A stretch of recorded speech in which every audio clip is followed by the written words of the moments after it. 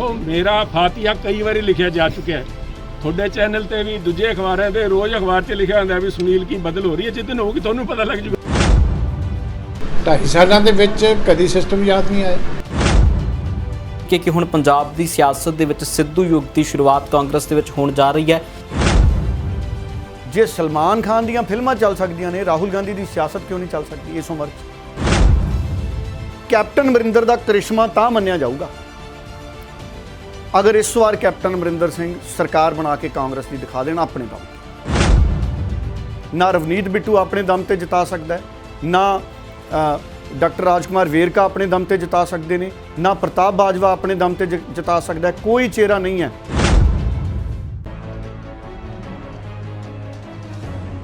ਸਤਿ ਸ਼੍ਰੀ ਅਕਾਲ, ਸਵਾਗਤ ਹੈ ਸਾਰੇ ਹੀ ਦਰਸ਼ਕਾਂ ਦਾ ਲਾਈਵ ਕੱਪੜ ਛਾਣ ਦਾ ਇੱਕ ਖਾਸ ਪ੍ਰੋਗਰਾਮ ਤੁਸੀਂ ਵੇਖ ਰਹੇ ਹੋ। ਇਸ ਪ੍ਰੋਗਰਾਮ ਦੇ ਵਿੱਚ ਵੱਖ-ਵੱਖ ਮਸਲਿਆਂ ਦਾ ਕੱਪੜ ਛਾਣ ਕਰਦੇ ਹਾਂ। ਅੱਜ ਦਾ ਦਿਨ ਬੜਾ ਅਹਿਮ ਹੈ ਕਿਉਂਕਿ ਇੱਕ ਪਾਸੇ ਜਿੱਥੇ ਕਾਂਗਰਸ ਦੇ ਕੌਮੀ ਪ੍ਰਧਾਨ ਨੂੰ ਚੁਣਿਆ ਜਾ ਸਕਦਾ ਹੈ, ਰਾਹੁਲ ਗਾਂਧੀ ਕੌਮੀ ਪ੍ਰਧਾਨ ਦੀ ਕੁਰਸੀ ਤੇ ਬੈਠ ਸਕਦੇ ਨੇ, ਤਾਂ ਦੂਜੇ ਪਾਸੇ ਨਵਜੋਤ ਸਿੰਘ ਸਿੱਧੂ ਦੇ ਯੁੱਗ ਦੀ ਸ਼ੁਰੂਆਤ ਪੰਜਾਬ ਦੇ ਵਿੱਚ ਹੋ ਸਕਦੀ ਹੈ। ਜੋ ਸਿਆਸੀ ਸਮੀਕਰਨ ਬਦਲ ਰਹੇ ਨੇ ਪੰਜਾਬ ਦੇ ਵਿੱਚ, ਜਿਸ ਤਰ੍ਹਾਂ ਕੈਪਟਨ ਅਮਰਿੰਦਰ ਸਿੰਘ ਦੀ OST ਸਿੱਧੇ ਤੌਰ ਤੇ ਉੱਤੇ ਹਾਈ ਕਮਾਨ ਨੂੰ ਸਲਾਹ ਦਿੰਦੇ ਨੇ, ਹਾਈ ਕਮਾਨ ਨੂੰ ਸਮਝਾਉਣ ਦੀ ਕੋਸ਼ਿਸ਼ ਦੇ ਲਈ ਟਵੀਟ ਕਰਦੇ ਨੇ। ਉਹ ਟਵੀਟ ਬਹੁਤ ਵੱਡਾ ਮਾਇਨੇ ਰਖਾ ਰਿਹਾ ਹੈ। ਉਸ ਦੇ ਉੱਤੇ ਵੀ ਗੱਲਬਾਤ ਇਸ ਪ੍ਰੋਗਰਾਮ ਦੇ ਵਿੱਚ ਰਹੇਗੀ। ਕਿਸ ਤਰ੍ਹਾਂ ਆਉਣ ਵਾਲੇ ਦਿਨਾਂ ਦੇ ਵਿੱਚ, ਕੁਝ ਦਿਨਾਂ ਦੇ ਵਿੱਚ ਪੰਜਾਬ ਦੇ ਸਿਆਸੀ ਸਮੀਕਰਨ ਬਿਲਕੁਲ ਉਲਟ ਸਕਦੇ ਨੇ, ਬਿਲਕੁਲ ਫੇਰ ਬਦਲ ਪੰਜਾਬ ਦੀ ਸਿਆਸਤ ਦੇ ਵਿੱਚ ਹੋ ਸਕਦੀ ਹੈ। ਇਹਨਾਂ ਸਾਰੇ ਮਸਲਿਆਂ ਦੇ ਉੱਤੇ ਵਿਸਥਾਰ ਦੇ ਨਾਲ ਗੱਲਬਾਤ ਕਰਦੇ ਹਾਂ। ਸਭ ਤੋਂ ਪਹਿਲਾਂ ਡੱਲਾ ਸਾਹਿਬ ਦਾ ਸਵਾਗਤ ਕਰਦੇ ਹਾਂ, ਫਿਰ ਤਿੱਖੇ ਸਵਾਲਾਂ ਵੱਲ ਵਧਾਂਗੇ। ਡੱਲਾ ਜੀ ਸਵਾਗਤ ਹੈ ਜੀ। ਬਹੁਤ ਧੰਨਵਾਦ ਗਗਨ ਜੀ, ਤੁਹਾਡਾ ਵੀ ਔਰ ਦੁਨੀਆ ਭਰ ਦੇ ਪੰਜਾਬੀਆਂ ਦਾ ਵੀ ਬਹੁਤ-ਬਹੁਤ ਧੰਨਵਾਦ। ਡੱਲਾ ਸਾਹਿਬ, ਸਭ ਤੋਂ ਪਹਿਲਾਂ ਤਾਂ OST ਸਾਹਿਬ ਨੇ ਜਿਸ ਤਰ੍ਹਾਂ ਦਾ ਟਵੀਟ ਕੀਤਾ ਹੈ, ਉਸ ਟਵੀਟ ਨੂੰ ਤੁਸੀਂ ਕਿੱਦਾਂ ਵੇਖ ਰਹੇ ਹੋ? ਕਿਉਂਕਿ ਵੱਖ-ਵੱਖ ਮਾਇਨੇ ਸਿਆਸਤ ਦੇ ਵਿੱਚ ਇਸ ਦੇ ਲੱਗਣੇ ਸ਼ੁਰੂ ਹੋ ਚੁੱਕੇ ਨੇ ਕਿ ਜਦੋਂ ਹਾਈ ਕਮਾਨ ਨੇ ਇੱਕ ਡੈਡਲਾਈਨ ਦਿੱਤੀ, ਉਸ ਤੋਂ ਬਾਅਦ OST ਟਵੀਟ ਕਰਦੇ ਨੇ। ਇਹ OST ਬਹੁਤ ਲੰਬੇ ਸਮੇਂ ਤੋਂ ਪ੍ਰਚਲਿਤ ਨੇ ਪੰਜਾਬ ਦੀ ਸਿਆਸਤ ਦੇ ਵਿੱਚ। ਦੇਖੋ, ਪਹਿਲਾਂ ਤਾਂ ਮੈਂ ਇਹ ਕਹਾਂ ਕਿ ਜਿਹੜੀ ਗੱਲ ਹੋਈ ਹੈ ਵੀ ਹਾਈ ਕਮਾਂਡ ਨੇ ਡੈਡਲਾਈਨ ਦਿੱਤੀ, ਮੈਨੂੰ ਨਹੀਂ ਲੱਗਦਾ ਕਿ ਕਾਂਗਰਸ ਦੀ ਹਾਈ ਕਮਾਂਡ ਨੇ ਕੋਈ ਡੈਡਲਾਈਨ ਦਿੱਤੀ। ਉਹ ਤਾਂ ਗੱਲਾਂ ਸਰਕਾਰ 'ਤੇ ਲਾਗੂ ਹੁੰਦੀਆਂ ਨੇ। 2017 ਤੋਂ ਪਹਿਲਾਂ ਗਗਨ, ਕਾਂਗਰਸ ਨੇ ਜਿਹੜੇ ਵਾਅਦੇ ਕੀਤੇ, ਕੈਪਟਨ ਅਮਰਿੰਦਰ ਮੁੱਖ ਮੰਤਰੀ ਦਾ ਚਿਹਰਾ ਸੀ, ਜਿਹੜੇ ਵਾਅਦੇ ਕਾਂਗਰਸ ਨੇ ਕੀਤੇ ਉਹ ਤਾਂ ਉਹਨਾਂ ਨੂੰ ਪੂਰੇ ਕਰਨੇ ਹੀ ਪੈਣੇ ਆ। ਇਹਦੇ 'ਚ ਕੋਈ ਡੈਡਲਾਈਨ ਵਾਲੀ ਗੱਲ ਨਹੀਂ। ਅਸਲ 'ਚ ਕੀ ਹੈ, ਅੱਜ ਕੱਲ੍ਹ ਇਸ਼ਤਿਹਾਰੀ ਯੁੱਗ ਹੈ। ਇਸ਼ਤਿਹਾਰਾਂ 'ਚ ਗੱਲਾਂ ਆ ਜਾਂਦੀਆਂ ਨੇ, 85% ਵਾਅਦੇ ਪੂਰੇ, 3047 ਗੈਂਗਸਟਰ ਫੜ ਲਏ, ਇੰਨੇ ਕਿਸਾਨਾਂ ਦਾ ਕਰਜ਼ਾ ਮਾਫ ਕਰ ਲਿਆ। ਜਦ ਕਿ ਵਾਅਦੇ ਕੀ ਹੋਏ ਸੀ? ਸਮੁੱਚੀ ਕਿਸਾਨੀ ਦਾ ਕਰਜ਼ ਸਾਰਿਆਂ ਨੂੰ ਪਤਾ। ਮੈਨੂੰ ਰੋਜ਼-ਰੋਜ਼ ਹੁਣ ਉਹ ਦੱਸਣ ਦੀ ਜ਼ਰੂਰਤ ਨਹੀਂ। ਹੁਣ ਹਾਈ ਕਮਾਂਡ ਵੱਲੋਂ ਡੈਡਲਾਈਨ ਨਹੀਂ ਹੈ ਗਗਨ। ਇਹ ਅਸਲ ਦੇ ਵਿੱਚ ਹਾਈ ਕਮਾਂਡ ਵੱਲੋਂ ਇੱਕ ਬਦਲਵਾਂ ਪ੍ਰਬੰਧ ਹੈ। ਹਾਈ ਕਮਾਂਡ ਹਾਲ ਦੀ ਘੜੀ ਆਪਣਾ ਬਦਲਵਾਂ ਪ੍ਰਬੰਧ ਕਰ ਰਹੀ ਹੈ ਔਰ ਮੈਨੂੰ ਇਹ ਲੱਗਦਾ ਹੈ ਕਿ ਕਾਂਗਰਸ 'ਚ ਰਾਹੁਲ ਦਾ ਯੁੱਗ ਸ਼ੁਰੂ ਹੋ ਗਿਆ, ਕਾਂਗਰਸ 'ਚ ਪੰਜਾਬ 'ਚ ਨਵਜੋਤ ਸਿੰਘ ਸਿੱਧੂ ਦਾ ਯੁੱਗ ਸ਼ੁਰੂ ਹੋ ਗਿਆ ਔਰ ਕਾਂਗਰਸ 'ਚ ਪ੍ਰਿੰਕਾ ਗਾਂਧੀ ਦਾ ਯੁੱਗ ਸ਼ੁਰੂ ਹੋ ਗਿਆ। ਔਰ ਵੈਸੇ ਵੀ ਆਲ ਇੰਡੀਆ ਕਾਂਗਰਸ ਕਮੇਟੀ ਦੀ ਮੀਟਿੰਗ ਹੈ, ਕੁਝ ਦਿਨਾਂ 'ਚ ਵੋਟਾਂ ਨੇ ਆਲ ਇੰਡੀਆ ਕਾਂਗਰਸ ਕਮੇਟੀ ਦੀਆਂ। ਰਾਹੁਲ ਗਾਂਧੀ ਨੇ ਪ੍ਰਧਾਨ ਬਣ ਜਾਣਾ ਹੈ। ਜਦੋਂ ਰਾਹੁਲ ਗਾਂਧੀ ਪ੍ਰਧਾਨ ਬਣ ਗਿਆ ਉਸ ਤੋਂ ਬਾਅਦ ਹੀ ਗਗਨ ਨਵੇਂ ਪ੍ਰਧਾਨ ਦਾ ਐਲਾਨ ਹੋਣਾ ਹੈ। ਮੈਂ ਤੁਹਾਨੂੰ ਦੱਸ ਦਿੰਦਾ, ਅੱਜ ਕੱਲ੍ਹ 'ਚ ਪੰਜਾਬ ਪ੍ਰਧਾਨ ਦਾ ਐਲਾਨ ਨਹੀਂ ਹੋਣਾ। ਜਦੋਂ Rahul all India Congress committee ਦਾ ਪ੍ਰਧਾਨ ਬਣ ਗਿਆ, ਪੂਰੇ ਦੇਸ਼ 'ਚ ਰਾਹੁਲ ਗਾਂਧੀ ਨੇ ਪ੍ਰਧਾਨ ਬਦਲਨੇ ਨੇ। ਉਸੇ ਦਰਮਿਆਨ ਪੰਜਾਬ ਨੂੰ ਨਵਾਂ ਪ੍ਰਧਾਨ ਮਿਲਣਾ ਹੈ। ਉਹ ਸਿੱਧੂ ਦੀ ਸੰਭਾਵਨਾ 99.9% ਹੈ ਲਗਭਗ। ਸਿੱਧੂ ਤੋਂ ਇਲਾਵਾ ਇਸ ਵਕਤ ਪੰਜਾਬ 'ਚ ਕੋਈ ਅਜਿਹਾ ਚਿਹਰਾ ਨਹੀਂ ਹੈ ਜਿਹੜਾ ਆਪਣੇ ਦਮ ਤੇ ਕਾਂਗਰਸ ਨੂੰ ਜਿਤਾ ਸਕੇ। ਨਾ ਰਵਨੀਤ ਬਿੱਟੂ ਆਪਣੇ ਦਮ ਤੇ ਜਿਤਾ ਸਕਦਾ ਹੈ, ਨਾ ਡਾਕਟਰ ਰਾਜਕੁਮਾਰ ਵੇਰਕਾ ਆਪਣੇ ਦਮ ਤੇ ਜਿਤਾ ਸਕਦੇ ਨੇ, ਨਾ ਪ੍ਰਤਾਪ ਬਾਜਵਾ ਆਪਣੇ ਦਮ ਤੇ ਜਿਤਾ ਸਕਦਾ ਹੈ। ਕੋਈ ਚਿਹਰਾ ਨਹੀਂ ਹੈ ਕਿਉਂਕਿ ਨਵਜੋਤ ਸਿੰਘ ਸਿੱਧੂ ਇਸ ਵਕਤ ਇੱਕੋ ਚਿਹਰਾ ਹੈ ਕਾਂਗਰਸ 'ਚ ਜਿਹੜਾ ਆਪਣੇ ਦਮ ਤੇ ਕਾਂਗਰਸ ਨੂੰ ਜਿਤਾ ਸਕਦਾ ਹੈ। ਹਾਂ, ਰਾਜਕੁਮਾਰ ਵੇਰਕਾ ਦਾ ਰੋਲ ਅਹਿਮ ਹੈ ਪੰਜਾਬ ਦੀ ਸਿਆਸਤ 'ਚ, ਪ੍ਰਤਾਪ ਬਾਜਵਾ ਦਾ ਰੋਲ ਵੀ ਅਹਿਮ ਹੈ। ਸਾਰੇ ਖਿਡਾਰੀ ਕਪਤਾਨ ਨਹੀਂ ਬਣ ਸਕਦੇ ਗਗਨ। ਕੈਪਟਨ ਅਮਰਿੰਦਰ ਨੇ ਲੰਮਾ ਸਮਾਂ ਪੰਜਾਬ 'ਚ ਕਪਤਾਨੀ ਕਰ ਲਈ, ਪਰ ਕੈਪਟਨ ਅਮਰਿੰਦਰ ਨੂੰ ਵਕਤ ਰਹਿੰਦੇ ਰਿਟਾਇਰਮੈਂਟ ਲੈਣੀ ਚਾਹੀਦੀ ਸੀ। ਜਿਹੜੀ ਗਲਤੀ ਪ੍ਰਕਾਸ਼ ਸਿੰਘ ਬਾਦਲ ਨੇ ਕੀਤੀ, ਪ੍ਰਕਾਸ਼ ਸਿੰਘ ਬਾਦਲ ਨੇ ਇਹ ਗਲਤੀ ਕੀਤੀ ਕਿ ਸੁਖਬੀਰ ਬਾਦਲ ਨੂੰ ਮੁੱਖ ਮੰਤਰੀ ਨਹੀਂ ਬਣਾਇਆ।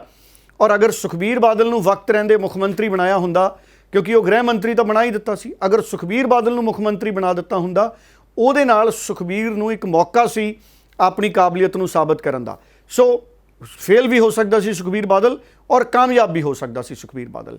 ਪਰ ਕੈਪਟਨ ਅਮਰਿੰਦਰ ਨੂੰ ਚਾਹੀਦਾ ਸੀ ਕਿ ਉਹ ਇਸ ਕਾਰਜਕਾਲ ਦੇ ਦੌਰਾਨ ਆਪਣੀ ਨਵੀਂ ਟੀਮ ਤਿਆਰ ਕਰਦੇ। ਜਿਵੇਂ ਸਹੁੰ ਚੱਕੀ ਜਦੋਂ ਕੈਪਟਨ ਅਮਰਿੰਦਰ ਨੇ, ਉਦੋਂ ਇਹ ਗੱਲਾਂ ਤੁਰੀਆਂ ਕਿ ਨਵੇਂ ਕੈਪਟਨ ਅਮਰਿੰਦਰ ਨਵੇਂ ਚਿਹਰਿਆਂ ਨੂੰ ਤਿਆਰ ਕਰਨਗੇ ਭਵਿੱਖ ਦੀ ਸਿਆਸਤ ਲਈ।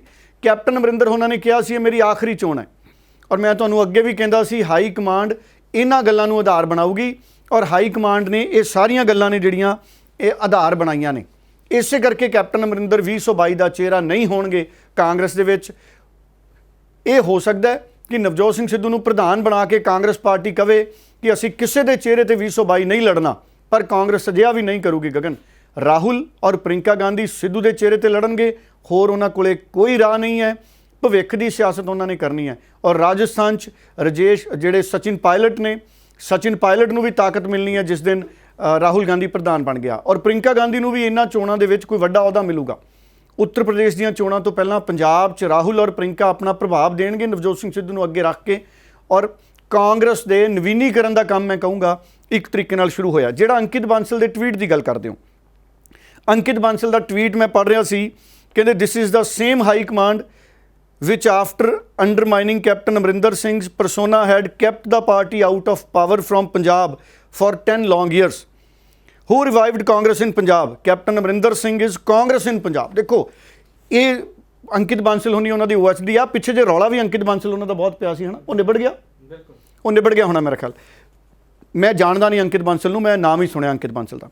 हुण कहंदे कैप्टन अमरिंदर सिंह इज़ कांग्रेस इन पंजाब। देखो ये एक कई वारी ना सियासी वहम हो जाता है लोगों नूं कि कोई एक व्यक्ति पार्टी तो वड्डा नहीं हुंदा, कोई व्यक्ति पार्टी तो वड्डा नहीं हुंदा, कोई व्यक्ति कुदरत तो वड्डा नहीं हुंदा। देखो तुसीं हुण असीं आ वैक्सीन वाले टीके लवाने फिरदे आ ना, क्योंकि कुदरत वड्डी है। कहंदे those in dreamy land will bite dust again, we stand with our captain. बिल्कुल ਜਿਹੜੇ कैप्टन अमरिंदर ਦੇ लॉयल ने, ਉਹਨਾਂ ਦੀ ਟੀਮ ਦੇ ਸਾਥੀ ਨੇ, ਉਹਨਾਂ ਦਾ ਧਰਮ ਹੈ ਕਿ ਉਹ कैप्टन अमरिंदर ਦੇ ਨਾਲ ਖੜਨ।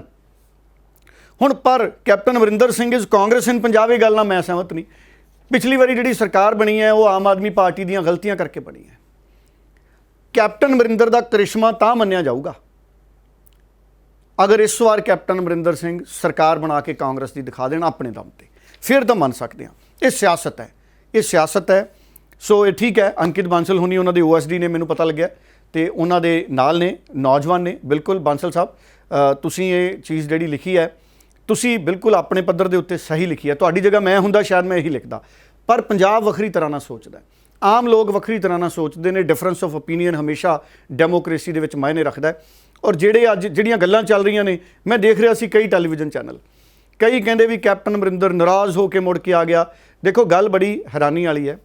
ਅਸਲ 'ਚ ਰਾਹੁਲ ਗਾਂਧੀ ਜਾਂ ਸੋਨੀਆ ਗਾਂਧੀ ਕੈਪਟਨ ਨੂੰ ਮਿਲਣਾ ਨਹੀਂ ਚਾਹੁੰਦੇ ਹੋਣਗੇ ਗਗਨ, ਕਿਉਂਕਿ ਅਗਰ ਉਹ कैप्टन अमरिंदर ਨੂੰ ਮਿਲ ਲੈਂਦੇ ਤੇ ਉਹ ਕੁਝ ਵੀ ਨਹੀਂ ਕਰ ਪਾਉਂਦੇ, ਕਿਉਂਕਿ ਇੱਕ ਪਰਿਵਾਰਕ ਰਿਸ਼ਤੇ ਨੇ।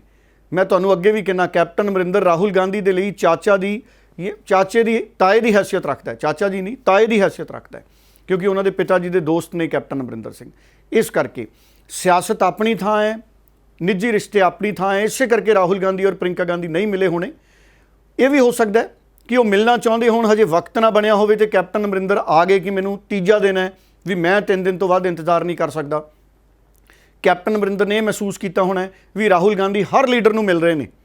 मनप्रीत बादल नूं, वो बटाले वाले अश्वनी सैखड़ी नूं बुला लिया, तृप्त रजिंदर बाजवा आ गए, कहते सुख सरकारिया आ गए, राजकुमार वेरका आ गए, सुनील जाखड़ आ गए, हरीश रावत आ गए, भी मैनू क्यों नहीं मिल रही। ये भी हो सकता है राहुल गांधी तो प्रियंका गांधी या सोनिया गांधी चाहते होण कि सब नूं मिलण तो बाद कैप्टन अमरिंदर नूं मिलांगे, तो हो सकता है कैप्टन अमरिंदर ने वापस आके गलती ना करती होवे। पर ये सारे हुण कियास ने, ये अंदाजे ने।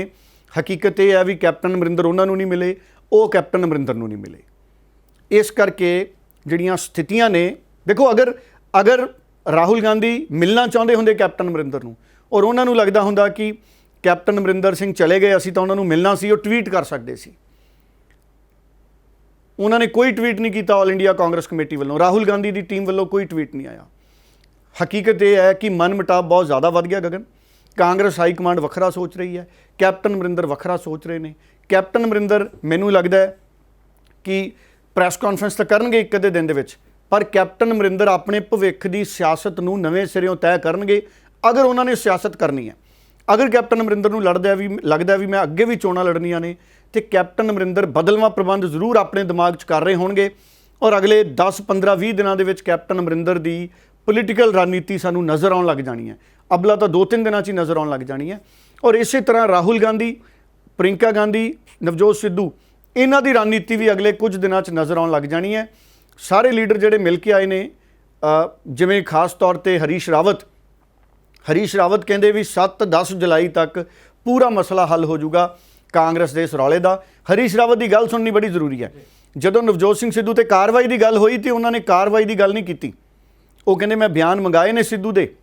ਉਹਨਾਂ ਨੇ ਇਹ ਵੀ ਕਿਹਾ ਕਿ ਸਿੱਧੂ ਜਿਹੜੇ ਮੁੱਦੇ ਚੱਕ ਰਹੇ ਨੇ ਉਹਨਾਂ ਮੁੱਦਿਆਂ ਤੇ ਜ਼ਰੂਰ ਜਿਹੜੀ ਹੈ ਪੰਜਾਬ ਦੀ ਸਰਕਾਰ ਨੂੰ ਧਿਆਨ ਦੇਣਾ ਚਾਹੀਦਾ। ਹਰੀਸ਼ ਰਾਵਤ ਦੀ ਗੱਲ ਸੁਣ ਲਈਏ।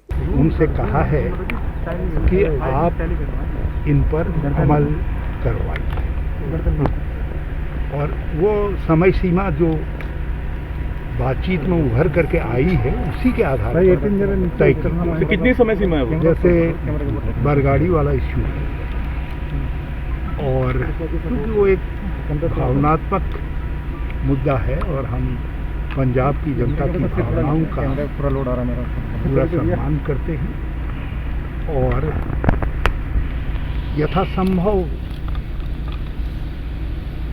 जन भावना के अनुरूप उसका समाधान निकले उसके लिए और कानून सम्मत, क्योंकि आखिर देश के अंदर देश संविधान से कानून से गढ़ा होता है, उसके अंदर जो सीमा है उसी के अंदर। ਡਾਕਟਰ ਸਾਹਿਬ, ਜਿਸ ਤਰ੍ਹਾਂ ਮੈਂ ਇਸ ਪ੍ਰੋਗਰਾਮ ਦੀ ਸ਼ੁਰੂਆਤ ਇੱਕ ਸ਼ਬਦ ਦੇ ਨਾਲ ਕੀਤੀ ਸੀ ਕਿ ਹੁਣ ਪੰਜਾਬ ਦੀ ਸਿਆਸਤ ਦੇ ਵਿੱਚ ਸਿੱਧੂ ਯੁੱਗ ਦੀ ਸ਼ੁਰੂਆਤ ਕਾਂਗਰਸ ਦੇ ਵਿੱਚ ਹੋਣ ਜਾ ਰਹੀ ਹੈ, ਇਸ ਚੀਜ਼ ਦੇ ਨਾਲ ਤੁਸੀਂ ਕਿੰਨਾ ਕੁ ਜਿਹੜਾ ਭਾਵ ਰੱਖਦੇ ਹੋ ਕਿ ਇਹ ਹੋ ਸਕਦਾ ਹੈ ਪੰਜਾਬ ਦੇ ਵਿੱਚ ਹੁਣ? ਦੇਖੋ, ਮੈਂ ਸਿੱਧੂ ਯੁੱਗ ਨਹੀਂ ਕਹੂੰਗਾ, ਮੈਂ ਕਹੂੰਗਾ ਰਾਹੁਲ ਗਾਂਧੀ ਦਾ ਯੁੱਗ ਸ਼ੁਰੂ ਹੋ ਗਿਆ ਕਾਂਗਰਸ। ਹਰ ਵਿਅਕਤੀ, ਜਿਵੇਂ ਸਾਨੂੰ ਪਤਾ ਹੈ ਕਿ ਭਾਰਤੀ ਜਨਤਾ ਪਾਰਟੀ 'ਚ 2014 'ਚ ਨਰਿੰਦਰ ਮੋਦੀ ਦਾ ਯੁੱਗ ਸ਼ੁਰੂ ਹੋਇਆ। ਉਸ ਤੋਂ ਬਾਅਦ ਬੀਜੇਪੀ ਨੇ ਕਾਫੀ ਤਰੱਕੀ ਕੀਤੀ, ਕਈ ਸੂਬਿਆਂ 'ਚ ਸਰਕਾਰਾਂ ਬਣਾਈਆਂ, ਨਰਿੰਦਰ ਮੋਦੀ ਪ੍ਰਧਾਨ ਮੰਤਰੀ ਬਣੇ। ਹੁਣ ਰਾਹੁਲ ਗਾਂਧੀ ਦਾ, ਪ੍ਰਿੰਕਾ ਗਾਂਧੀ ਦਾ ਯੁੱਗ ਸ਼ੁਰੂ ਹੋਇਆ। ਉਦੋਂ ਨਰਿੰਦਰ ਮੋਦੀ ਔਰ ਅਮਿਤ ਸ਼ਾਹ ਦਾ ਯੁੱਗ ਸ਼ੁਰੂ ਹੋਇਆ ਸੀ, ਉਹਨਾਂ ਨੂੰ ਜੋੜੀ ਦੇ ਰੂਪ 'ਚ ਦੇਖਿਆ ਜਾਂਦਾ ਸੀ। ਇਸੇ ਤਰ੍ਹਾਂ ਰਾਹੁਲ ਗਾਂਧੀ ਔਰ ਪ੍ਰਿੰਕਾ ਗਾਂਧੀ ਨੂੰ ਇੱਕ ਜੋੜੀ ਦੇ ਰੂਪ 'ਚ ਦੇਖਿਆ ਜਾਂਦਾ ਹੈ, ਕਿਉਂਕਿ ਪ੍ਰਿੰਕਾ ਗਾਂਧੀ ਦੀ ਸਮਝ, ਸਿਆਸੀ ਸਮਝ ਬੂਝ ਨੂੰ ਲੋਕ ਮੰਨਣ ਲੱਗ ਗਏ ਕਿ ਪ੍ਰਿੰਕਾ ਗਾਂਧੀ ਇੱਕ ਰਾਜਨੀਤਿਕ ਸਕੱਤਰ ਦੀ ਭੂਮਿਕਾ ਨਿਭਾ ਰਹੇ ਨੇ ਰਾਹੁਲ ਗਾਂਧੀ ਦੇ ਨਾਲ, ਸੋਨੀਆ ਗਾਂਧੀ ਦੇ ਨਾਲ। ਤੁਸੀਂ ਦੇਖੋ, ਸਚਿਨ ਪਾਇਲਟ ਨੂੰ ਛੱਡ ਕੇ ਨਹੀਂ ਜਾਣ ਦਿੱਤਾ ਕਾਂਗਰਸ, ਨਵਜੋਤ ਸਿੰਘ ਸਿੱਧੂ ਨੂੰ ਵੀ ਨਹੀਂ ਕਾਂਗਰਸ ਛੱਡ ਕੇ ਜਾਣ ਦਿੱਤਾ, ਕਿਉਂਕਿ ਰਾਹੁਲ ਗਾਂਧੀ ਔਰ ਪ੍ਰਿੰਕਾ ਗਾਂਧੀ ਭਵਿੱਖ ਦਾ ਐਸਟ ਸਮਝਦੇ ਨੇ। ਯੁੱਗ ਦੇਸ਼ 'ਚ ਕਾਂਗਰਸ 'ਚ ਰਾਹੁਲ ਗਾਂਧੀ ਦਾ ਸ਼ੁਰੂ ਹੋਇਆ, ਪੰਜਾਬ 'ਚ ਨਵਜੋਤ ਸਿੰਘ ਸਿੱਧੂ ਦਾ ਯੁੱਗ ਕਹਿ ਸਕਦੇ ਹਾਂ ਵੀ ਸ਼ੁਰੂ ਹੋ ਗਿਆ ਲਗਭਗ, ਕਿਉਂਕਿ ਸਿੱਧੂ ਦੇ ਜਿਹੜੇ ਮੁੱਦੇ ਨੇ ਨਾ, ਸਿੱਧੂ ਦਾ ਜਿਹੜਾ ਵਿਜ਼ਨ ਹੈ, ਸਿੱਧੂ ਜੋ ਪੰਜਾਬ ਲਈ ਕਰਨਾ ਚਾਹੁੰਦਾ ਹੈ, ਕੋਈ ਵੀ ਆਦਰਸ਼ ਵਿਅਕਤੀ ਹੋਊਗਾ ਜਾਂ ਕੋਈ ਵੀ ਸੂਝ-ਬੂਝ ਵਾਲਾ ਵਿਅਕਤੀ ਹੋਊਗਾ, ਉਹ ਸਿੱਧੂ ਦੀਆਂ ਗੱਲਾਂ ਨਾਲ ਸਹਿਮਤ ਹੋਊਗਾ ਵੀ ਪੰਜਾਬ 'ਚ ਨਸ਼ਾ ਖਤਮ ਹੋਣਾ ਚਾਹੀਦਾ ਹੈ, ਸ਼ਰਾਬ ਸਰਕਾਰੀ ਵਿਕਣੀ ਚਾਹੀਦੀ ਹੈ ਤਾਂ ਕਿ ਰੁਜ਼ਗਾਰ ਆਵੇ, ਰੇਤੇ ਤੋਂ ਪੰਜਾਬ ਨੂੰ ਕਮਾਈ ਹੋਣੀ ਚਾਹੀਦੀ ਹੈ, ਇਸ਼ਤਿਹਾਰੀ ਬੋਰਡਾਂ ਤੋਂ ਪੰਜਾਬ ਨੂੰ ਕਮਾਈ ਹੋਣੀ ਚਾਹੀਦੀ ਹੈ, ਪੰਜਾਬ ਦੇ ਪਾਣੀ ਤੋਂ ਪੰਜਾਬ ਨੂੰ ਕਮਾਈ ਹੋਣੀ ਚਾਹੀਦੀ ਹੈ, ਸਰਕਾਰੀ ਬੱਸਾਂ ਚੰਗੀਆਂ ਹੋਣੀਆਂ ਚਾਹੀਦੀਆਂ ਨੇ ਤੇ ਸਰਕਾਰੀ ਬੱਸਾਂ ਦਾ ਕਿਰਾਇਆ ਘੱਟ ਹੋਣਾ ਚਾਹੀਦਾ ਤੇ ਸਰਕਾਰੀ ਬੱਸਾਂ ਤੇ ਟੈਕਸ ਘੱਟ ਹੋਣਾ ਚਾਹੀਦਾ ਤੇ ਬੱਸ ਅੱਡਿਆਂ ਦੇ ਅੰਦਰ ਸਰਕਾਰੀ ਬੱਸਾਂ ਨੂੰ ਵੀ ਓਨਾ ਟਾਈਮ ਮਿਲਣਾ ਚਾਹੀਦਾ ਜਿੰਨਾ ਪ੍ਰਾਈਵੇਟ। ਫਿਰ ਸਿੱਧੂ ਕੀ ਕਹੂਗਾ ਕਿ ਸਿਆਸਤਦਾਨ ਵਪਾਰ ਨਾ ਕਰਨ, ਸਿਆਸਤਦਾਨ ਭਲੇ ਦਾ ਕੰਮ ਕਰਨ, ਲੁੱਟ ਨਾ ਕਰਨ, ਸ਼ਰਾਬ ਦੇ ਠੇਕੇ ਪੋਲੀਟੀਕਲ ਪਾਰਟੀਆਂ ਦੇ ਲੀਡਰ ਨਾ ਚਲਾਉਣ, ਸ਼ਰਾਬ ਦੇ ਠੇਕੇ ਬੇਰੁਜ਼ਗਾਰ ਲੋਕ ਜਾਂ ਵਪਾਰੀ ਲੋਕ ਚਲਾਉਣ। ਦੇਖੋ, ਬਿਜ਼ਨਸਮੈਨ ਬਿਜ਼ਨਸ ਕਰੇ, ਕੋਈ ਇਤਰਾਜ਼ ਨਹੀਂ, ਪਰ ਜੇ ਬਿਜ਼ਨਸਮੈਨ ਪੋਲੀਟੀਸ਼ੀਅਨ ਬਣ ਕੇ ਉਸ ਬਿਜ਼ਨਸ ਨੂੰ ਕਰਪਟ ਕਰਕੇ ਬਿਜ਼ਨਸ ਕਰਨਾ ਚਾਹਵੇ, ਉਹ ਗਲਤ ਹੈ। ਇਮਾਨਦਾਰੀ ਨਾਲ ਅਗਰ ਕੋਈ ਪੋਲੀਟੀਸ਼ੀਅਨ ਬਿਜ਼ਨਸ ਕਰਦਾ ਤੇ ਕਰੇ, ਜਿਵੇਂ ਸਿੱਧੂ ਟੈਲੀਵਿਜ਼ਨ ਦਾ ਪ੍ਰੋਗਰਾਮ ਕਰਦਾ ਸੀ, ਉਹ ਸਿੱਧੂ ਨੂੰ ਤਾਂ ਚਲੋ ਛੱਡਣਾ ਪੈ ਗਿਆ, ਜਾਂ ਕੋਈ ਹੋਰ ਇਮਾਨਦਾਰੀ ਨਾਲ ਕੰਮ ਕਰਦਾ ਉਹ ਕਰੇ। ਪਰ ਸਰਕਾਰੀ ਤੁਸੀਂ ਐਮਐਲਏ ਬਣ ਕੇ ਰੇਤੇ ਦੇ ਠੇਕੇ ਲੈ ਲਓ, ਐਮਐਲਏ ਬਣ ਕੇ ਸ਼ਰਾਬ ਦੇ ਠੇਕੇ ਲੈ ਲਓ, ਐਮਐਲਏ ਬਣ ਕੇ L13 ਲੈ ਲਓ, ਐਮਐਲਏ ਬਣ ਕੇ ਗੈਰ ਕਾਨੂੰਨੀ ਮਾਈਨਿੰਗ ਕਰੋ, ਐਮਐਲਏ ਬਣ ਕੇ ਬੱਸਾਂ ਦੇ ਪਰਮਿਟ ਲੈ ਲਓ, ਹੈ ਗਗਨ ਜੀ? ਤੁਸੀਂ ਐਮਐਲਏ ਬਣ ਕੇ ਚੁੰਗੀਆਂ ਲੈ ਲਓ, ਐਮਐਲਏ ਬਣ ਕੇ ਪਾਰਕਿੰਗਾਂ ਦੇ ਠੇਕੇ ਲੈ ਲਓ, ਐਮਐਲਏ ਬਣ ਕੇ ਤੁਸੀਂ ਟੈਲਾਂ ਲਾਉਣ ਦੇ ਠੇਕੇ ਲੈ ਲਓ, ਸੜਕਾਂ ਦੇ ਜਿਹੜੇ ਕੰਢਿਆਂ ਤੇ ਲੱਗਦੀਆਂ ਨੇ, ਐਮਐਲਏ ਬਣ ਕੇ ਤੁਸੀਂ ਸੜਕਾਂ ਬਣਾਉਣ ਦੇ ਠੇਕੇ ਲੈ ਲਓ, ਐਮਐਲਏ ਬਣ ਕੇ ਤੁਸੀਂ ਸੀਵਰੇਜ ਦਾ ਕੰਮ ਲੈ ਲਓ, ਐਮਐਲਏ ਬਣ ਕੇ ਤੁਸੀਂ ਠੇਕੇਦਾਰਾਂ ਨਾਲ ਹਿੱਸਾ ਪਾ ਕੇ ਪੁਲ ਨਿਰਮਾਣ, ਸੜਕ ਨਿਰਮਾਣ 'ਚ ਆ ਜਾਓ। ਉਹ ਤਾਂ ਫਿਰ ਕਰਪਸ਼ਨ ਹੀ ਹੈ ਸਿੱਧੇ ਰੂਪ 'ਚ। ਸਿੱਧੂ ਇਹ ਨਹੀਂ ਚਾਹੁੰਦਾ, ਔਰ ਪੰਜਾਬ 'ਚ ਵੀ ਕੋਈ ਵਿਅਕਤੀ ਇਹ ਨਹੀਂ ਚਾਹੁੰਦਾ। ਤੁਸੀਂ ਐਮਐਲਏ ਬਣ ਕੇ ਸਿਰਫ ਹਲਕੇ ਦੇ ਵਿਕਾਸ ਤੇ ਕੰਮ ਕਰੋ, ਜੇਬ ਦੇ ਵਿਕਾਸ ਤੇ ਕੰਮ ਨਾ ਕਰੋ। ਜੇ ਤੁਸੀਂ ਆਪਣੀ ਜੇਬ ਦੇ ਵਿਕਾਸ ਤੇ ਕੰਮ ਕਰਨਾ, ਫਿਰ ਐਮਐਲਏ ਕਿਉਂ ਬਣਨਾ? ਫਿਰ ਆਪਣੀ ਫੈਕਟਰੀ ਚਲਾਓ, ਠੇਕੇਦਾਰੀ ਕਰੋ, ਸ਼ਰਾਬ ਵੇਚੋ, ਜੋ ਮਰਜ਼ੀ ਵੇਚੋ, ਫਿਰ ਕਿਸੇ ਨੂੰ ਕੀ ਦਿੱਕਤ ਹੈ? ਸੋ ਪੋਲੀਟੀਕਲ ਲੋਕ ਬਿਜ਼ਨਸ 'ਚ ਨਹੀਂ ਆਉਣੇ ਚਾਹੀਦੇ। ਹਾਂ, ਅਗਰ ਉਹਨਾਂ ਨੇ ਬਿਜ਼ਨਸ ਕਰਨਾ, ਫਿਰ ਸਰਕਾਰੀ ਉਹਨਾਂ ਨੇ ਕਿਸੇ ਬਿਜ਼ਨਸ 'ਚ ਹਿੱਸਾ ਨਾ ਪਾਉਣ। ਸਿੱਧੂ ਨੇ ਕਰਨ ਨਹੀਂ ਦੇਣਾ ਗਗਨ। ਅਗਰ ਸਿੱਧੂ ਮੁੱਖ ਮੰਤਰੀ ਬਣਦਾ ਤਾਂ ਸਿੱਧੂ ਨੇ ਹੁਣ L13, ਇੱਕ ਮੈਂ ਸੁਣਿਆ, ਮੈਨੂੰ ਪੂਰਾ ਪਤਾ ਨਹੀਂ, ਇੱਕ ਸ਼ਰਾਬ ਦਾ ਠੇਕਾ ਹੁੰਦਾ ਕਹਿੰਦੇ L13, ਉਹ ਤੁਸੀਂ ਜਾਂਚ ਕਰ ਲਓ ਪੰਜਾਬ 'ਚ L13 ਕਿਹਦੇ ਕੋਲੇ ਹੈ, ਜਿਹਦੇ ਵੀ ਨਾਮ ਤੇ L13 ਹੈਗੇ ਨੇ ਉਹਨਾਂ ਦਾ ਸੰਬੰਧ, ਉਹਨਾਂ ਦਾ ਰਿਸ਼ਤੇਦਾਰ, ਚਾਚਾ, ਤਾਇਆ, ਮਾਮਾ, ਅੰਕਲ, ਆਂਟੀ, ਪੋਲੀਟੀਕਲ ਲੋਕ, ਸੱਤਾਧਾਰੀ ਜ਼ਿਆਦਾ ਜਾਂ ਓਪੋਜੀਸ਼ਨ ਵਾਲੇ। ਜਿਹੜਾ 75-25 ਹੈ ਨਾ, ਇਹੀ ਹੈ 75-25, ਇਹੀ ਹੈ 75-25। ਕੀ ਹੈ, ਜਦੋਂ ਸਰਕਾਰ ਆਉਂਦੀ ਹੈ ਕੁਝ ਪੋਲੀਟੀਕਲ ਪਾਰਟੀ, ਕੁਝ ਪੋਲੀਟੀਕਲ ਲੋਕਾਂ ਦੇ ਠੇਕਿਆਂ ਦਾ 75% ਹਿੱਸਾ ਹੋ ਜਾਂਦਾ ਹੈ। ਜਦੋਂ ਓਪੋਜੀਸ਼ਨ ਹੁੰਦੇ ਉਹਨਾਂ ਦਾ ਹਿੱਸਾ 25 ਹੋ ਜਾਂਦਾ, ਜਾਂ ਚਲੋ 50 ਵੀ ਹੋ ਜਾਂਦਾ ਹੋਣਾ ਸ਼ਰਾਬ ਦੇ ਕੰਮ 'ਚ। ਪੋਲੀਟੀਕਲ ਲੋਕ ਜ਼ਿਆਦਾ ਸ਼ਰਾਬ ਦਾ ਕੰਮ ਕਰਦੇ ਨੇ। ਸ਼ਰਾਬ ਸਰਕਾਰੀ ਤੌਰ ਤੇ ਵਿਕਣੀ ਚਾਹੀਦੀ ਹੈ, ਜਿਵੇਂ ਦਿੱਲੀ 'ਚ ਵਿਕਦੀ, ਜਿਵੇਂ ਚੰਡੀਗੜ੍ਹ 'ਚ ਵਿਕਦੀ ਹੈ। ਚੰਡੀਗੜ੍ਹ 'ਚ ਮੈਨੂੰ ਪਤਾ ਲੱਗਿਆ ਸ਼ਰਾਬ ਨਾਲੇ ਸਸਤੀ ਹੈ, ਨਾਲੇ ਮਾਲੀਆ ਜ਼ਿਆਦਾ। ਪੰਜਾਬ 'ਚ ਨਾਲੇ ਸ਼ਰਾਬ ਮਹਿੰਗੀ, ਨਾਲੇ ਸਰਕਾਰ ਨੂੰ ਮਾਲੀਆ ਕੋਈ ਨਹੀਂ। ਜਿਵੇਂ ਪੰਜਾਬ 'ਚ ਬਿਜਲੀ 10 ਰੁਪਏ, ਦਿੱਲੀ 'ਚ 2.5-3 ਰੁਪਏ ਆ, ਮੈਨੂੰ ਪਤਾ ਲੱਗਿਆ। ਹਰਿਆਣੇ 'ਚ ਵੀ ਘੱਟ ਹੈ, ਚੰਡੀਗੜ੍ਹ 'ਚ ਘੱਟ ਹੈ। ਤੁਸੀਂ ਚੰਡੀਗੜ੍ਹ ਤੇ ਪੰਜਾਬ ਦਾ ਬਿਜਲੀ ਦਾ ਮੁੱਲ ਦੇਖ ਲਓ ਕਿੰਨਾ ਫਰਕ ਹੈ। ਸੋ ਇਸ ਕਰਕੇ ਸਿੱਧੂ ਕਹਿੰਦਾ ਸਾਰਾ ਕੁਝ ਸਰਕਾਰੀ ਕਰੋ, ਜਿਹੜੇ ਸਰਕਾਰੀ ਮਹਿਕਮੇ ਨੇ ਉਹ ਤਕੜੇ ਹੋਣ, ਅਧਿਆਪਕਾਂ ਨੂੰ ਤਨਖਾਹਾਂ ਮਿਲਣ, ਬੇਰੁਜ਼ਗਾਰਾਂ ਨੂੰ ਕੰਮ ਮਿਲੇ, ਰੇਤੇ ਦੀ ਟਰਾਲੀ ਇੱਕ ਵਿਅਕਤੀ ਚਲਾਵੇ, ਬੱਸਾਂ ਦੇ ਪਰਮਿਟ ਗੈਰ ਕਾਨੂੰਨੀ ਖਤਮ ਹੋਣ। ਉਹਨੂੰ ਸਿੱਧੂ ਕਹਿ ਰਿਹਾ, ਕਹਿੰਦਾ 3-4 ਹਜ਼ਾਰ ਪਰਮਿਟ ਨੇ, 7,000 ਬੱਸਾਂ ਚੱਲਦੀਆਂ। ਤੇ ਪੰਜਾਬ 'ਚ ਹਿੰਮਤ ਕਿਹਦੀ ਹੈ ਵੀ ਬੱਸ ਚੈੱਕ ਕਰ ਲੇ ਰੋਕ ਕੇ ਕੋਈ, ਨਾਲ ਹੀ ਉੱਤੋਂ ਫੋਨ ਆ ਜਾਂਦਾ ਕਿਸੇ ਨਾ ਕਿਸੇ ਲੀਡਰ ਦਾ। ਇਸ ਕਰਕੇ ਇਹ ਚੀਜ਼ਾਂ ਪੰਜਾਬ 'ਚ ਇਸ ਵਕਤ ਨੇ ਜਿਹੜੀਆਂ ਗਗਨ, ਇਹ ਸਿੱਧੂ ਉਹ ਵਿਜ਼ਨ ਰੱਖਦਾ ਹੈ। ਅਗਰ ਸਿੱਧੂ ਮੁੱਖ ਮੰਤਰੀ ਬਣ ਗਿਆ, ਜਿਵੇਂ ਦੇਖੋ ਅਰਵਿੰਦ ਕੇਜਰੀਵਾਲ ਹੈ, ਉਹ ਠੀਕ ਹੈ, ਕੋਵਿਡ 'ਚ ਅਰਵਿੰਦ ਕੇਜਰੀਵਾਲ ਨੇ ਚੰਗਾ ਕੰਮ ਨਹੀਂ ਕੀਤਾ। ਕੋਵਿਡ 'ਚ ਅਰਵਿੰਦ ਕੇਜਰੀਵਾਲ ਉਨੀ ਚੰਗੀ ਭੂਮਿਕਾ ਨਹੀਂ ਅਦਾ ਕਰ ਸਕੇ ਦਿੱਲੀ 'ਚ। ਸ਼ੁਰੂਆਤ 'ਚ ਉਹ ਰੈਲੀ ਕਰਦੇ ਰਹੇ ਬਾਘਾ ਪੁਰਾਣਾ, ਜਦੋਂ ਕੰਮ ਕਰਨ ਦੀ ਲੋੜ ਸੀ ਦਿੱਲੀ। ਬਾਅਦ ਦੇ ਵਿੱਚ ਤਾਂ ਜਦੋਂ ਪੂਰੇ ਮੁਲਕ 'ਚ ਰੌਲਾ ਪੈ ਗਿਆ, ਸੁਪਰੀਮ ਕੋਰਟ, ਹਾਈ ਕੋਰਟ, ਕੇਂਦਰ ਸਰਕਾਰ ਜਾਗੀ। ਸਾਡੀ ਕੇਂਦਰ ਸਰਕਾਰ ਵੀ ਉਦੋਂ ਰੁੱਝੀ ਹੋਈ ਸੀ ਪੱਛਮੀ ਬੰਗਾਲ 'ਚ। ਜਦੋਂ ਸਾਰੇ ਜਾਗੇ ਫਿਰ ਦਿੱਲੀ ਕੰਟਰੋਲ ਹੋਇਆ। ਸੋ ਉਸ ਤੋਂ ਬਿਨਾਂ ਕੇਜਰੀਵਾਲ ਨੇ ਦਿੱਲੀ 'ਚ ਚੰਗੇ ਕੰਮ ਕੀਤੇ ਨੇ। ਆ ਕੋਵਿਡ ਵਾਲਾ ਕੰਮ ਛੱਡ ਦਈਏ ਤਾਂ ਮਹੱਲਾ ਕਲੀਨਿਕ ਚਲੋ ਫੇਲ ਹੋ ਗਏ, ਜ਼ਿਆਦਾ ਕਾਮਯਾਬੀ ਦਿਖੀ ਨਹੀਂ ਮਹੱਲਾ ਕਲੀਨਿਕਾਂ ਦੀ ਕੋਵਿਡ ਕਰਕੇ, ਪਰ ਹੁਣ ਠੀਕ ਹੈ, ਟੀਕੇ ਟੂਕੇ ਲੱਗਣਗੇ ਮਹੱਲਾ ਕਲੀਨਿਕਾਂ 'ਚ। ਹੁਣ ਇੱਕ ਚੰਗਾ ਫੈਸਲਾ, ਕਹਿੰਦੇ ਘਰੇ ਜਾ ਕੇ ਰਾਸ਼ਨ ਦੇਵਾਂਗੇ। ਇਹੋ ਜਿਹੇ ਕੰਮ ਹੋਣੇ ਚਾਹੀਦੇ ਨੇ। ਬਿਜਲੀ ਵਾਲਾ ਕੰਮ ਕੇਜਰੀਵਾਲ ਨੇ, ਪਾਣੀ ਵਾਲਾ ਫਿਰ ਵੀ ਠੀਕ ਕੀਤਾ, ਸਿੱਖਿਆ ਵਾਲਾ ਠੀਕ ਕੀਤਾ। ਪਰ ਗੱਲ ਗਗਨ ਉਹੀ ਆ ਗਈ ਕਿ ਜੇ ਦਿੱਲੀ 'ਚ ਕੇਜਰੀਵਾਲ ਕਾਫੀ ਚੀਜ਼ਾਂ ਕਰ ਸਕਦਾ ਤੇ ਸਿੱਧੂ ਬਹੁਤ ਕੁਝ ਕਰ ਸਕਦਾ, ਕਿਉਂਕਿ ਪੰਜਾਬ ਇੱਕ ਮੁਕੰਮਲ ਸੂਬਾ ਹੈ। ਪੰਜਾਬ ਸੂਬੀ ਨਹੀਂ, ਸੂਬੀ ਬਣਾਤੀ ਪੋਲੀਟੀਕਲ ਤੌਰ ਤੇ ਲੋਕਾਂ ਨੇ, ਪਰ ਅਸੀਂ ਸੂਬੀ ਨਹੀਂ ਹੈਗੇ, ਅਸੀਂ ਸੂਬਾ ਹੀ ਹਾਂ। ਸੋ ਇਸ ਕਰਕੇ ਸਿੱਧੂ ਤੋਂ ਉਮੀਦਾਂ ਹੈਗੀਆਂ ਨੇ। ਬਿਲਕੁਲ, ਸੋ ਇਹ ਜ਼ਰੂਰ ਹੈ ਕਿ ਪੰਜਾਬ ਦੀ ਸਿਆਸਤ ਬਦਲੇਗੀ। ਪਰ ਡੱਲਾ ਸਾਹਿਬ, ਇੱਕ ਸਵਾਲ ਮੈਂ ਹੋਰ ਜ਼ਰੂਰ ਇਸ ਮਸਲੇ ਦੇ ਵਿੱਚ ਕਰਾਂਗਾ। ਜਿਸ ਤਰ੍ਹਾਂ ਤੁਸੀਂ ਕਿਹਾ ਕਿ ਰਾਹੁਲ ਯੁੱਗ ਦੇਸ਼ ਦੇ ਵਿੱਚ ਆਉਣ ਵਾਲਾ, ਪਰ ਇਸ ਨੂੰ ਨਹੀਂ, ਕਾਂਗਰਸ 'ਚ ਮੈਂ ਗਲਤ ਕਹਿ ਗਿਆ, ਦੇਸ਼ 'ਚ ਕਾਂਗਰਸ 'ਚ ਜੀ, ਪਰ ਇਸ ਚੀਜ਼ ਨੂੰ ਵੀ ਵੇਖਿਆ ਜਾ ਸਕਦਾ ਨਾ ਕਿ ਪਿਛਲੇ ਦੌਰ ਦੇ ਵੱਲ ਜੇ ਵੇਖੀਏ ਤਾਂ ਜਿੱਥੇ ਜਿੱਥੇ ਰਾਹੁਲ ਗਾਂਧੀ ਗਏ ਨੇ, ਕਿਤੋਂ ਵੀ ਕਾਂਗਰਸ ਜਿੱਤੀ ਨਹੀਂ। ਇਹ ਬਹੁਤ ਵੱਡਾ ਸਵਾਲ ਹੈ ਕਿ ਜੇਕਰ ਪੰਜਾਬ ਦੇ ਵਿੱਚ ਵੀ ਰਾਹੁਲ ਗਾਂਧੀ, ਪ੍ਰਿਯੰਕਾ ਗਾਂਧੀ, ਸੋਨੀਆ ਗਾਂਧੀ ਦੇ ਚਿਹਰੇ ਦੇ ਉੱਤੇ ਲੜਨ ਦੀ ਕੋਸ਼ਿਸ਼ ਹੁੰਦੀ ਹੈ ਤੇ ਪੰਜਾਬ ਦੇ ਵਿੱਚ ਵੀ ਬਹੁਤ ਵੱਡੀ ਮਾਰ ਕਾਂਗਰਸ ਖਾ ਸਕਦੀ ਹੈ। ਗਗਨ, ਦੋ ਗੱਲਾਂ ਹੁੰਦੀਆਂ। ਮੈਂ 11ਵੀਂ 'ਚ ਫੇਲ ਹੋ ਗਿਆ ਸੀ, ਮੈਨੂੰ ਕਿਸੇ ਨੂੰ ਦੱਸਣ ਤੇ ਸੰਗ ਨਹੀਂ ਆਉਂਦੀ, ਪਰ ਮੈਂ ਫਿਰ 11ਵੀਂ 'ਚ ਪਾਸ ਵੀ ਹੋਇਆ ਕਿਉਂਕਿ ਮੇਰਾ ਪੜ੍ਹਨ ਦਾ ਮਾਦਾ ਸੀ। ਫਿਰ ਮੈਂ ਪੜ੍ਹਿਆ, ਫਿਰ ਮੈਂ ਜਰਨਲਿਜ਼ਮ ਦਾ ਡਿਪਲੋਮਾ ਵੀ ਕੀਤਾ ਅੱਗੇ ਜਾ ਕੇ। ਰਾਹੁਲ ਗਾਂਧੀ ਹਿੰਮਤ ਤਾਂ ਨਹੀਂ ਹਾਰਿਆ ਨਾ। ਕੀ ਹੋਇਆ ਜੇ ਫੇਲ ਹੋ ਗਿਆ? ਭਾਰਤੀ ਜਨਤਾ ਪਾਰਟੀ ਜਦੋਂ ਬਣੀ 2 ਸੀਟਾਂ ਆਈਆਂ।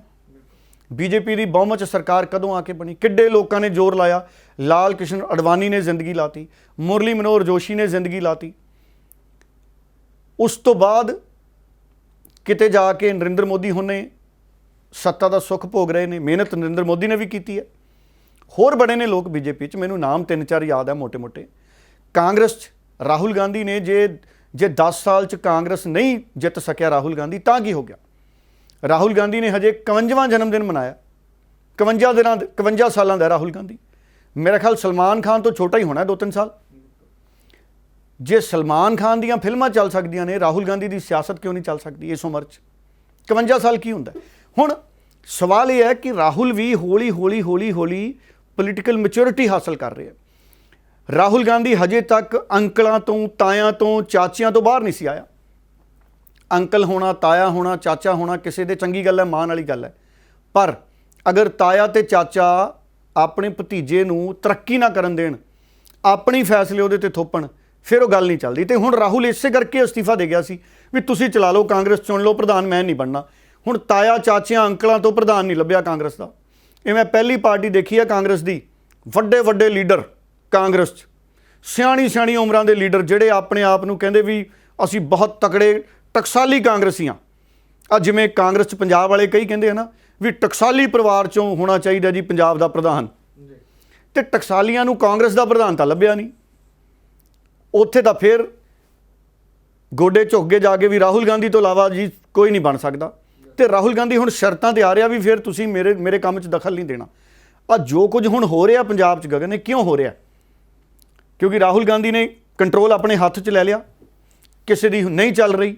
ਔਰ ਇਸੇ ਕਰਕੇ ਦੇਖੋ ਰਾਹੁਲ ਗਾਂਧੀ ਜੋ ਫੈਸਲਾ ਕਰ ਰਿਹਾ ਹੈ ਉਹ ਵੱਡੀ ਗਿਣਤੀ ਪੰਜਾਬ ਦੇ ਲੋਕਾਂ ਦੀ ਸੋਚ ਦਾ ਫੈਸਲਾ ਹੈ ਕਿ ਸਿੱਧੂ ਨੂੰ ਅੱਗੇ ਲੈ ਕੇ ਆਓ। ਇਹਦੇ 'ਚ ਝੂਠ ਕੀ ਹੈ? ਪੰਜਾਬ ਦੀਆਂ, ਮੈਂ ਅੱਗੇ ਵੀ ਕਹਿੰਦਾ ਹੁੰਦਾ, ਜਿਹਨੂੰ ਮੇਰੀ ਗੱਲ ਝੂਠ ਲੱਗੇ, ਇੱਕ ਦਿਨ ਲੁਧਿਆਣਾ ਤੋਂ ਜਲੰਧਰ, ਅੰਮ੍ਰਿਤਸਰ ਤੋਂ ਤਰਨਤਾਰਨ, ਪਟਿਆਲੇ ਤੋਂ ਸੰਗਰੂਰ, ਫਾਜ਼ਿਲਕਾ ਤੋਂ ਫਿਰੋਜ਼ਪੁਰ, ਸ਼ਾਹਕੋਟ ਤੋਂ ਜਗਰਾਓਂ, ਬਠਿੰਡੇ ਤੋਂ ਮਾਨਸਾ ਬੱਸ ਦਾ ਸਫ਼ਰ ਕਰ ਲਓ, ਬੱਸ ਦਾ ਸਫ਼ਰ ਕਰ ਲਓ ਤੇ ਬੱਸ 'ਚ ਬਹਿ ਕੇ ਸਿੱਧੂ ਦੀ ਗੱਲ ਛੇੜ ਲਓ। ਜਦੋਂ ਨੂੰ ਬੱਸ 'ਚ ਉਤਰੋਗੇ ਤੁਹਾਡੇ ਦਿਮਾਗ 'ਚ ਇੱਕ ਸਰਵੇਖਣ ਹੋਊਗਾ ਵੀ ਪੰਜਾਬ ਦੇ ਲੋਕ ਚਾਹੁੰਦੇ ਕਿਹਨੂੰ ਹੈ। 3 ਨਾਮ ਚਰਚਾ 'ਚ ਲਿਆਓ, ਬੱਸ 'ਚ ਬਹਿ ਕੇ ਨਾਲ ਦੀ ਸਵਾਰੀ ਨਾਲ ਗੱਲ ਛੇੜ ਲਓ। ਮੈਂ ਗਗਨੇ ਇੱਕ ਦਿਨ ਮੈਨੂੰ ਬੱਸ 'ਚ ਜਾਣਾ, ਮੈਂ ਇੱਕ ਦਿਨ ਬੱਸ 'ਚ ਗਿਆ, ਤੁਹਾਨੂੰ ਮੈਂ ਦੱਸਿਆ ਸੀ, ਮੈਂ ਬੱਸ 'ਚ ਗਿਆ ਤੇ ਅਖਬਾਰ ਸੀ, ਸਿੱਧੂ ਦੀ ਖਬਰ ਛਪੀ ਹੋਈ ਸੀ। ਅਖਬਾਰ ਫੜ ਕੇ ਨਾਲ ਦੀ ਸਵਾਰੀ ਤੋਂ ਮੈਂ ਸਿੱਧੂ ਦੀ ਖਬਰ ਪੜ੍ਹਨ ਲੱਗ ਗਿਆ। ਉਹ ਸਵਾਰੀ ਨੇ ਆਪ ਹੀ ਸਿੱਧੂ ਦੀ ਗੱਲ ਛੇੜ ਲਈ ਵੀ ਤੁਹਾਨੂੰ ਕੀ ਲੱਗਦਾ ਹੈ ਭਾਈ ਸਾਹਿਬ ਵੀ ਕਿਵੇਂ ਸਿੱਧੂ ਦਾ ਕੰਮ? ਤੇ ਅਸੀਂ ਦੋਨਾਂ ਨੇ ਸਿੱਧੂ ਦੀ ਗੱਲ ਥੋੜ੍ਹੀ ਜਿਹੀ ਛੇੜੀ। ਮੈਂ ਕਿਹਾ ਲੱਗਦਾ ਤਾਂ ਸਿੱਧੂ ਠੀਕ ਹੈ, ਏਜੰਡਾ ਤਾਂ ਸਿੱਧੂ ਕੋਲੇ ਹੈ।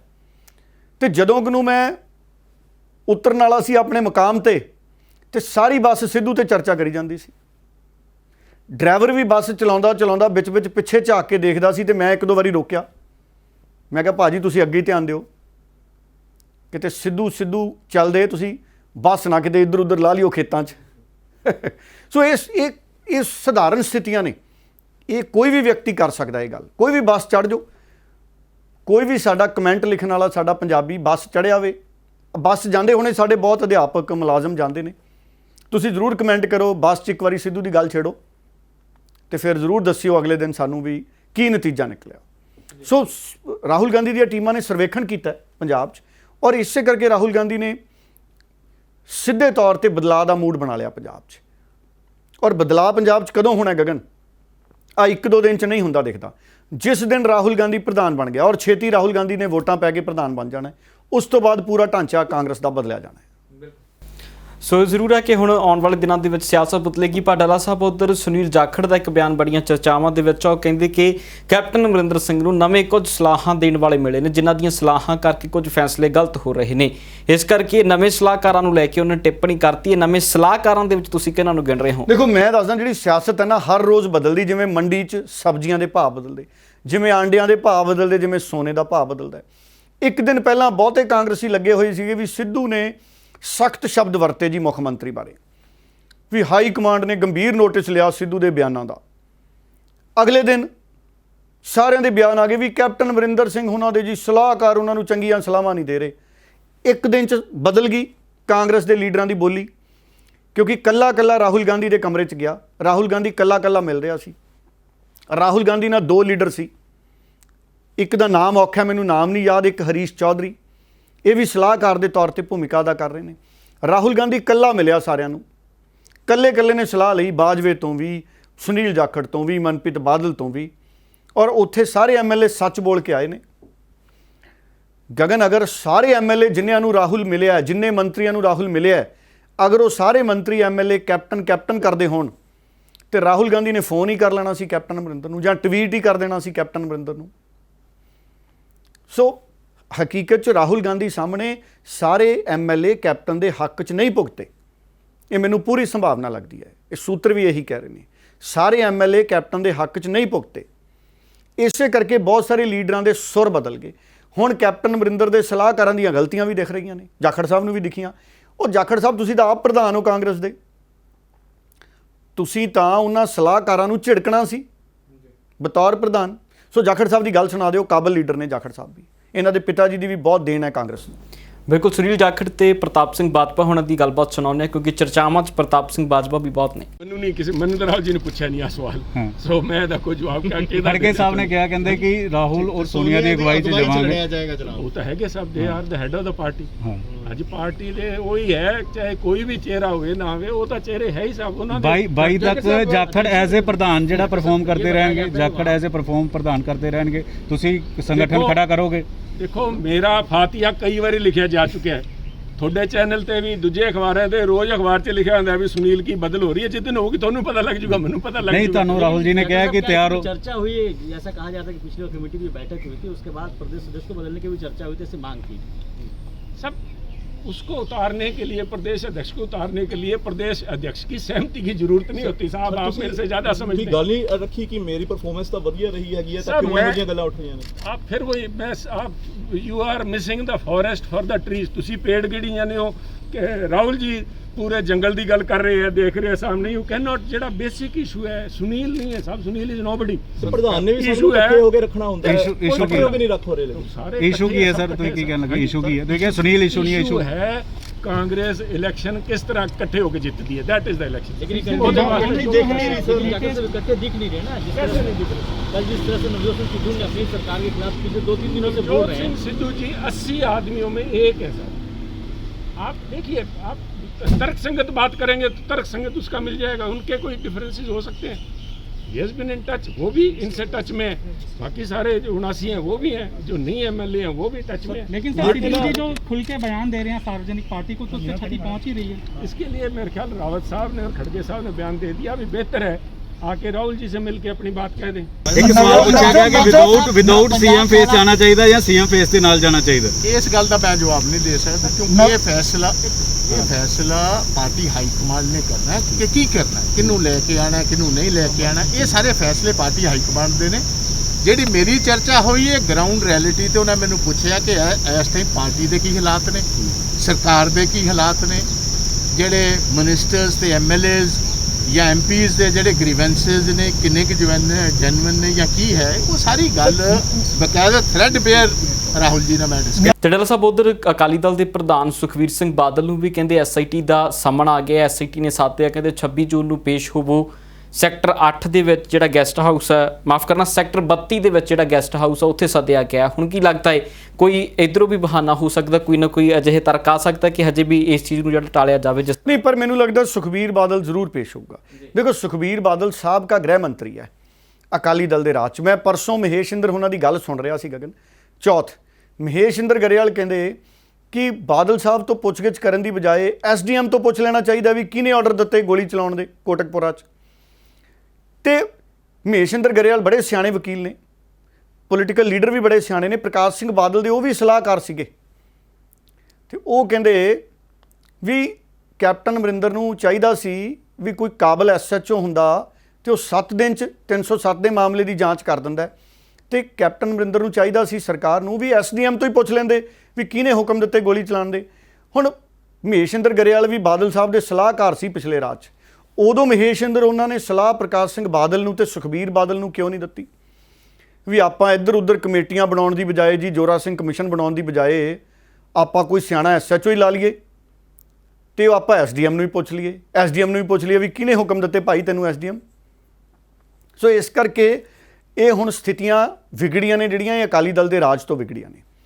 ਅਕਾਲੀ ਦਲ ਹੁਣ ਕਾਂਗਰਸ ਤੇ ਸੁੱਟਣ ਦੀ ਕੋਸ਼ਿਸ਼ ਕਰ ਰਿਹਾ ਵੀ ਕਾਂਗਰਸ ਸਿਆਸਤ ਕਰ ਰਹੀ ਹੈ। ਪਹਿਲਾਂ ਅਕਾਲੀ ਦਲ ਨੇ ਸਿਆਸਤ ਕੀਤੀ, ਹੁਣ ਕਾਂਗਰਸ ਨੇ ਸਿਆਸਤ ਕੀਤੀ। ਦੋਵੇਂ ਜਿਹੜੀਆਂ ਪੋਲੀਟੀਕਲ ਪਾਰਟੀਆਂ ਨੇ ਉਹਨਾਂ ਨੇ ਕੰਮ ਤਾਂ ਦੋਨਾਂ ਪੋਲੀਟੀਕਲ ਪਾਰਟੀਆਂ ਨੇ ਵਿਗਾੜਿਆ। ਉਹਨਾਂ ਨੇ ਵੀ ਕਮਿਸ਼ਨ ਬਣਾਇਆ, ਸਿੱਟ ਬਣਾਈ ਸੀ, ਇਹਨਾਂ ਨੇ ਵੀ ਕਮਿਸ਼ਨ ਬਣਾਇਆ, ਸਿੱਟ ਬਣਾਈ। ਤੇ ਹੁਣ ਸੁਖਬੀਰ ਬਾਦਲ ਤੋਂ ਗ੍ਰਹਿ ਮੰਤਰੀ ਦੇ ਤੌਰ ਤੇ ਜਦੋਂ ਪੁੱਛਗਿੱਛ ਹੋਣੀ ਹੈ ਤੇ ਇਹ ਬੜੀ ਅਹਿਮ ਰਹੂਗੀ ਗੱਲਬਾਤ ਕਿ ਸੁਖਬੀਰ ਬਾਦਲ ਤੋਂ ਸਿੱਟ ਕਿਸ ਮਾਮਲੇ 'ਚ ਪੁੱਛਦੀ ਹੈ। ਪ੍ਰਕਾਸ਼ ਸਿੰਘ ਬਾਦਲ ਤੋਂ ਕਹਿੰਦੇ 70-80 ਸਵਾਲ ਪੁੱਛੇ ਸੀ ਗਗਨ। 70-80 ਸਵਾਲ ਬਹੁਤ ਹੁੰਦੇ ਆ। ਹੁਣ ਸੁਖਬੀਰ ਬਾਦਲ ਤੋਂ ਕਿੰਨੇ ਪੁੱਛਦੇ ਆ, ਕਿਹੜਾ ਸਿੱਟ ਦਾ ਮੈਂਬਰ ਸੁਖਬੀਰ ਬਾਦਲ ਤੋਂ ਪੁੱਛਗਿੱਛ ਕਰਨ ਲਈ ਆਉਂਦਾ ਹੈ ਤੇ ਸੁਖਬੀਰ ਬਾਦਲ ਦਾ ਕੀ ਰੁਖ ਰਹਿੰਦਾ ਹੈ, ਇਹ ਤਾਂ ਆਉਣ ਵਾਲੇ ਸਮੇਂ 'ਚ ਪਤਾ ਲੱਗੂਗਾ। ਮੈਂ ਜ਼ਰੂਰ ਕਹੂੰਗਾ ਇੱਕ ਵਾਰੀ ਮਹੇਸ਼ਿੰਦਰ ਗਰੇਵਾਲ ਦੀ ਪ੍ਰੈਸ ਕਾਨਫਰੰਸ ਹੀ ਆਪਾਂ ਸੁਣਾਈ ਸੀ ਪਹਿਲਾਂ, ਇੱਕ ਵਾਰੀ ਮਹੇਸ਼ਿੰਦਰ ਗਰੇਵਾਲ ਦੀ ਪੂਰੀ ਗੱਲ ਫੇਰ ਸੁਣਾ ਦਿਓ ਤਾਂ ਕਿ ਅਕਾਲੀ ਦਲ ਦਾ ਵੀ ਪਤਾ ਲੱਗੇ ਸਟੈਂਡ ਇਸ ਮਾਮਲੇ 'ਚ। ਔਰ ਅਕਾਲੀ ਦਲ ਇਹ ਵੀ ਇਲਜ਼ਾਮ ਲਾ ਰਿਹਾ ਹੈ ਕਿ ਕੁੰਵਰ ਵਿਜੇ ਪ੍ਰਤਾਪ ਨੇ ਜਿਹੜੀ ਜਾਂਚ ਕੀਤੀ ਹੈ ਔਰ ਹਾਈ ਕੋਰਟ ਨੇ ਜਿਹੜੇ ਪੁਆਇੰਟ ਖੜੇ ਕੀਤੇ ਨੇ, ਪੰਜਾਬ ਦੀ ਸਰਕਾਰ ਉਹਦੇ ਤੇ ਵੀ ਇੱਕ ਜਾਂਚ ਕਰਾਵੇ। ਕੁੰਵਰ ਵਿਜੇ ਪ੍ਰਤਾਪ ਦੇ ਰੋਲ ਤੇ ਵੀ ਕਹਿੰਦੇ ਜਾਂਚ ਕਰਾਓ। ਸੋ ਇਹ ਸਿਆਸਤ ਬਹੁਤ ਉਲਝੀ ਹੋਈ ਹੈ ਇਸ ਵਕਤ। ਬਿਲਕੁਲ। ਸੋ ਜਿਸ ਦਿਨ ਪ੍ਰਕਾਸ਼ ਸਿੰਘ ਬਾਦਲ ਦੀ ਪੇਸ਼ੀ ਹੋਈ ਹੈ ਉਸੇ ਦਿਨ ਸੁਖਵੀਰ ਸਿੰਘ ਬਾਦਲ ਨੇ ਵੀ ਕੁਝ ਬਿਆਨ ਦਿੱਤੇ ਸੀ ਐਸਆਈਟੀ ਨੂੰ ਲੈ ਕੇ। ਸੋ ਉਸ SIT ਦੇ ਪੇਸ਼ ਹੋਣ ਤੋਂ ਸਾਹਮਣੇ ਪਹਿਲਾਂ ਜੋ ਸੁਖਬੀਰ ਸਿੰਘ ਬਾਦਲ ਨੇ ਕਿਹਾ ਸੀ ਉਹ ਵੀ ਤੁਹਾਡੇ ਨਾਲ ਜ਼ਰੂਰ ਸਾਂਝਾ ਕਰਦੇ ਹਾਂ। ਸਭ ਤੋਂ ਵੱਡੀ ਗੱਲ ਹੈ ਤੇ ਜਿਹੜੀ ਆਬਜੈਕਸ਼ਨੇਬਲ ਹੈ, 3 ਮੈਂਬਰਾਂ ਦੀ ਸਿੱਟ ਗਈ। ਪ੍ਰੋਸੀਕਿਊਸ਼ਨ ਹੈ ਜਿਹੜੀ ਕਦੋਂ ਸਟੈਪ ਇਨ ਕਰਦੀ ਹੈ, ਜਦ ਇਨਵੈਸਟੀਗੇਸ਼ਨ ਕੰਪਲੀਟ ਹੋ ਕੇ ਚਲਾਨ ਕੋਰਟ 'ਚ ਪੇਸ਼ ਹੋ ਜਾਂਦਾ ਹੈ। ਹੈਰਾਨੀ ਹੋਈ ਇਸ ਗੱਲ ਦੀ, ਇਹ ਤੁਸੀਂ ਸਿੱਟ ਨੂੰ ਵੀ ਐਕਸਪਲੇਨ ਕਰਨਾ ਪਊਗਾ ਲੋਕਾਂ ਨੂੰ ਕਿ ਤੁਸੀਂ ਡਾਇਰੈਕਟਰ ਪ੍ਰੋਸੀਕਿਊਸ਼ਨ ਜਿਹਨੂੰ ਰਿਟਾਇਰਮੈਂਟ ਤੋਂ ਬਾਅਦ ਰੀਐਮਪਲਾਈ ਕੀਤਾ ਹੋਇਆ ਉਹਨੂੰ ਪਾਰਟ ਆਫ ਸਿੱਟ ਕਿਵੇਂ ਬਣਾਇਆ? ਕੀ ਤੁਸੀਂ ਕੋਰਟ ਤੋਂ ਪਰਮਿਸ਼ਨ ਲਈ ਕਿ ਜੱਜ ਸਾਹਿਬ ਤੁਹਾਡੀ ਡਾਇਰੈਕਸ਼ਨ ਨਾਲ 3 ਮੈਂਬਰੀ ਸਿੱਟ ਚਾਹੀਦੀ ਸੀ?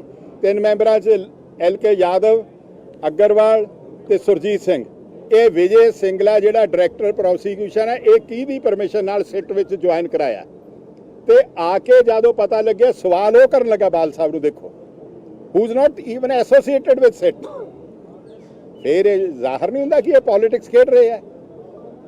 ਜਿਹੜੀ ਉਦੋਂ ਇੰਪੋਰਟੈਂਟ ਗੱਲ ਹੈ ਕਿ ਪਹਿਲੀ ਗੱਲ ਅੱਗੇ ਵੀ ਕਹੀ ਸੀ ਜੱਜ ਸਾਹਿਬ ਨੇ, ਹੁਣ ਵੀ ਕਹੀ ਹੈ ਕਿ ਜਦ ਸਿੱਟ ਜਾਵੇ ਸਾਰੀ ਸਿੱਟ ਜਾਵੇ। ਪਿਛਲੀ ਵਾਰ ਵੀ ਕੀ ਹੋਇਆ, 5 ਜਣੇ ਸੀ ਸਿੱਟ ਦੇ, ਕੰਵਰ ਵਿਜੇ ਪ੍ਰਤਾਪ ਕੱਲਾ ਆਪਣਾ ਡੰਡਾ ਘੁਮਾਉਂਦਾ ਰਿਹਾ। ਅੱਜ ਤੀਸਰਾ ਮੈਂਬਰ ਕਿਉਂ ਨਾ ਆਇਆ ਜੀ? ਤੀਸਰਾ ਮੈਂਬਰ ਇਹਨਾਂ ਨੇ ਕਿਵੇਂ ਸਿੰਗਲਾ ਕੋ ਆਪਟ ਕਰ ਲਿਆ, ਸੁਰਜੀਤ ਸਿੰਘ DIG ਦੀ ਥਾਂ। ਸੋ ਸਾਡਾ ਇਹ ਕਹਿਣ ਦਾ ਅੱਜ ਮਤਲਬ ਹੈ ਕਿ ਸ਼੍ਰੋਮਣੀ ਅਕਾਲੀ ਦਲ ਇੱਕ ਗੱਲ ਤੋਂ ਵਚਨਬੱਧ ਹੈ। ਅਸੀਂ ਰੂਲ ਆਫ ਲਾਅ 'ਚ ਬਿਲੀਵ ਕਰਦੇ ਹਾਂ। ਅਸੀਂ ਚਾਹੁੰਦੇ ਹਾਂ ਕਿ ਜਿਹੜਾ ਗੁਰੂ ਸਾਹਿਬ ਦੀ ਬੇਦਬੀ ਵਾਲਾ ਕੇਸ ਤੇ ਇਹ ਫਾਇਰਿੰਗ ਵਾਲੇ ਕੇਸ ਹੈ, ਇੰਟਰਮਿੰਗਲ ਕਰਕੇ ਲੋਕਾਂ 'ਚ ਕਨਫਿਊਜ਼ਨ ਨਾ ਪੈਦਾ ਕਰਨ। ਦੂਸਰੀ ਗੱਲ ਜਿਹੜੀ ਇੰਪੋਰਟੈਂਟ ਗੱਲ ਹੈ, ਇੱਕ ਇਹ ਵੀ ਭਰਮ ਫੈਲਾਇਆ ਜਾ ਰਿਹਾ, ਇਹ ਵੀ ਭੁਲੇਖਾ ਪਾਇਆ ਜਾ ਰਿਹਾ ਕਿ ਜੀ ਇਹ ਸਿੱਟ ਹਾਈ ਕੋਰਟ ਨੇ ਬਣਾਈ ਹੈ। ਨੋ, ਹਾਈ ਕੋਰਟ ਨੇ ਗਾਈਡਲਾਈਨਸ ਦਿੱਤੀਆਂ ਸਿੱਟ ਲਈ।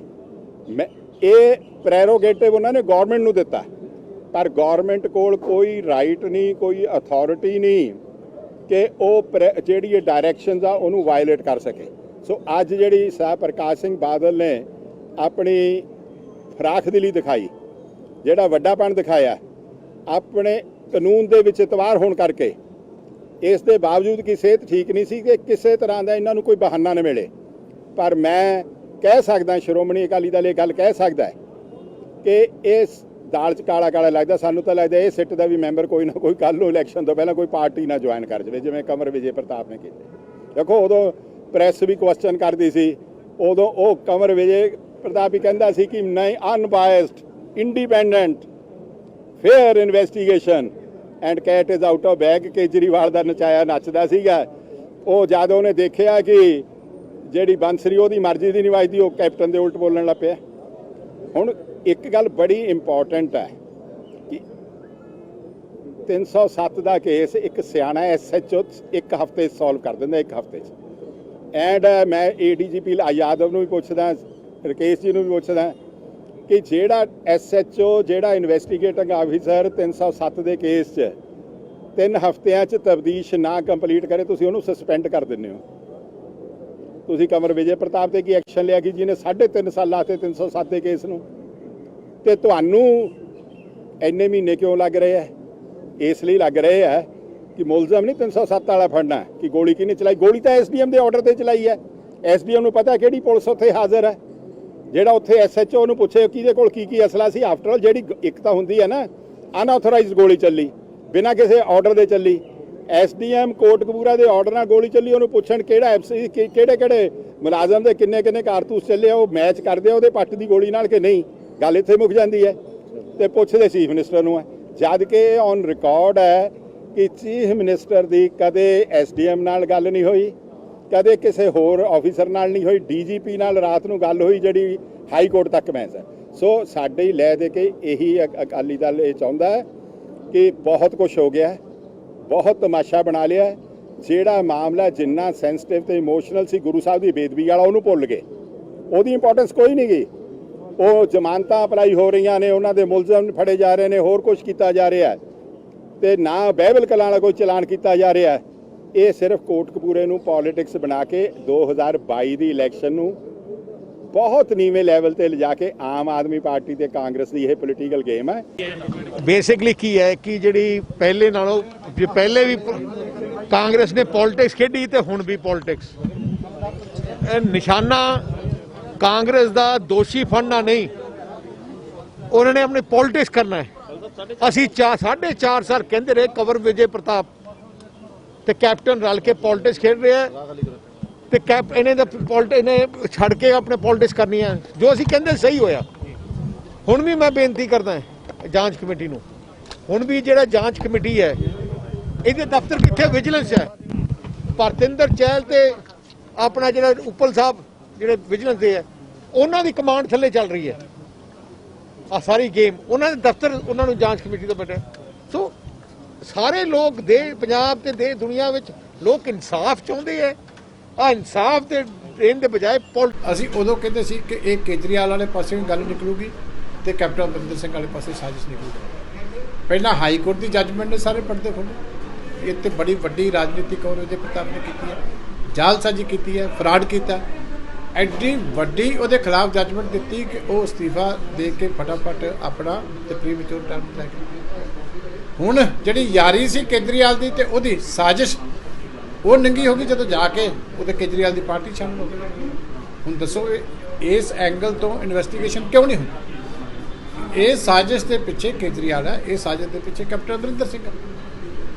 ਉਹਨਾਂ ਨੇ ਆਪਣਾ ਰਾਜ ਭਾਗ ਬਣਾਉਣ ਵਾਸਤੇ ਦੋਨਾਂ ਨੇ ਵੱਡੀ ਸਾਜ਼ਿਸ਼ ਰਚੀ। ਸੋ ਇਹ ਪੰਜਾਬ ਦੀ ਸਿਆਸਤ ਦੇ ਵਿੱਚ ਆਉਣ ਵਾਲੇ ਦਿਨਾਂ 'ਚ ਕੋਈ ਵੱਡਾ ਭੁਚਾਲ ਇਸ ਸੰਕੇਤਾਂ ਦੇ ਨਾਲ ਵੀ ਆ ਸਕਦਾ ਹੈ ਕਿ ਜਿਸ ਤਰ੍ਹਾਂ ਪੁੱਛਗਿੱਛ ਦੇ ਵਿੱਚ ਤੇਜ਼ੀ ਹੈ ਤਾਂ ਆਉਣ ਵਾਲੇ ਕੁਝ ਦਿਨਾਂ ਦੇ ਵਿੱਚ SIT ਵੀ ਆਪਣੀ ਰਿਪੋਰਟ ਜਿਹੜੀ ਪੇਸ਼ ਕਰ ਦੇਗੀ। ਸੋ ਜੇਕਰ ਰਿਪੋਰਟ ਪੇਸ਼ ਹੁੰਦੀ ਹੈ ਉਹ ਇੱਕ ਵੱਖਰਾ ਪੜਾਅ ਪੰਜਾਬ ਦੀ ਸਿਆਸਤ ਦੇ ਵਿੱਚੋਂ ਸਾਹਮਣੇ ਆਏਗਾ। ਡੱਲਾ ਸਾਹਿਬ ਬਹੁਤ ਬਹੁਤ ਧੰਨਵਾਦ ਜੀ। ਬਹੁਤ ਧੰਨਵਾਦ। सर सिद्धू को बुलाएंगे, सिद्धू से मिलेंगे, कैप्टन अमरिंदर सिंह या नवजोत सिंह सिद्धू चेहरा हो सकते हैं। आप सब लोग मेरे बहुत अच्छे दोस्त हैं और बहुत लंबे समय से आप मुझसे दोस्ती निभा रहे हैं, तो जब इस प्रश्न पर विचार करने का समय आएगा तो मैं तुम्हारी राय जरूर। रावत साहब, नवजोत सिंह सिद्धू दिल्ली आ रहे हैं। सिद्धू को दिल्ली बुलाएंगे सर, जैसे कैप्टन साहब से बुला के मिले, सिद्धू को भी बुलाएंगे? मेरा जवाब हाँ है। कब कब कब कब तक सर, कब तक? समय जिस समय चीज़ें आती हैं उस हिसाब से निर्धारित सर पब्लिक ਕੈਪਟਨ ਸਾਹਿਬ ਦੇ ਇਸ ਪੰਜਾਬ ਦੇ ਨੌਜਵਾਨਾਂ ਦੇ ਨਾਲ ਸਭ ਤੋਂ ਵੱਡੇ ਝੂਠ ਦਾ, ਸਭ ਤੋਂ ਵੱਡੇ ਫਰਾਡ ਦਾ ਜਿਹੜਾ ਸੱਚ ਸਾਹਮਣੇ ਲਿਆਂਦਾ ਇਹਨਾਂ RTI ਦੇ ਨਾਲ, ਉਹ ਅੱਜ ਤੁਹਾਡੇ ਨਾਲ ਸਾਂਝਾ ਕਰਨ ਜਾ ਰਹੇ ਹਾਂ ਇਸ ਪ੍ਰੈਸ ਕਾਨਫਰੰਸ ਦੇ ਰਾਹੀਂ।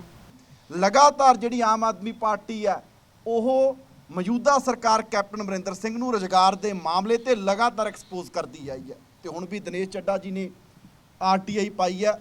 ਉਹਦੇ ਨਾਲ ਸਾਰੀ ਕੈਪਟਨ ਸਰਕਾਰ ਜਿਹੜੇ ਇਹਨਾਂ ਦੇ ਨੌਕਰੀਆਂ ਦੇ ਵਾਅਦੇ ਸੀ, ਆ ਤੁਸੀਂ ਦੇਖੋ, ਅਸੀਂ ਪੁੱਛਿਆ ਸੀ ਕਿ ਜੀ ਤੁਸੀਂ 1 ਅਪ੍ਰੈਲ 2017 ਤੋਂ ਲੈ ਕੇ